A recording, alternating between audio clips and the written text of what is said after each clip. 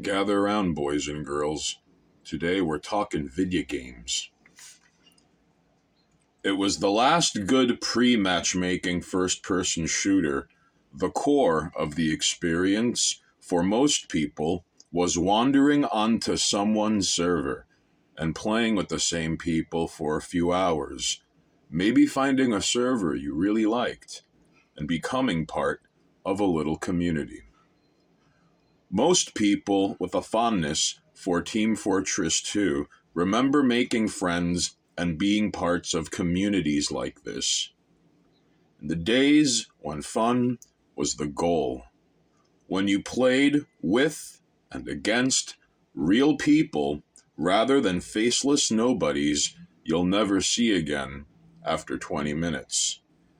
When every game you tried was like entering a new world of different people rather than a soulless parade of NPCs to fight alone or with friends you already had.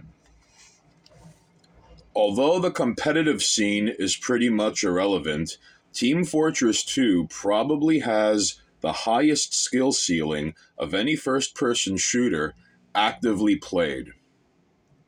Team Fortress began as a Quake mod, and it shows in how fluid the game controls and how demanding combat can be.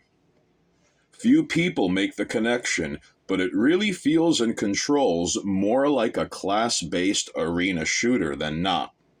In most games today, maybe with a few exceptions for hero shooters, engagement times and mere seconds and most fights boil down to who fired first or who had the tactical advantage.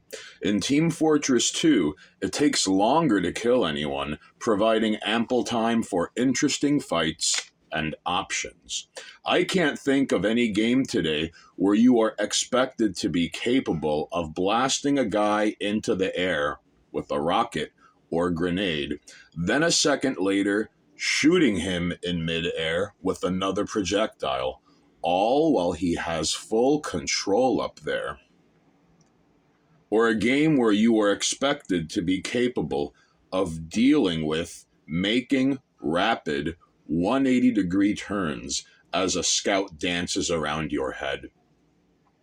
Or a game that, rather than patching it as an exploit, allows and rewards you for being talented enough at rocket jumping to travel across a large map in seconds. And yet, the core gameplay is simple, compelling, and still incredibly fun for beginners. It is not gated and exclusive. Rather, it invites you to grow as a player in a natural way, free, at the time, from the stress and autism of a matchmaking leaderboard. Team Fortress 2 had soul. It had a compelling and coherent art style based on the works of artists like Norman Rockwell and J.C. Leyendecker. It had a cast of very memorable characters with unique, highly distinguishable designs that still fit together, from which countless works of creativity were made by fans in an age before viral marketing was understood by companies as a force to be exploited. The art was married to the gameplay, not orthogonal to it. The architectural themes of each team made you feel which side of the map you were on, and the unique character designs made it easy to distinguish each class from the rest, with nothing but a silhouette to go by.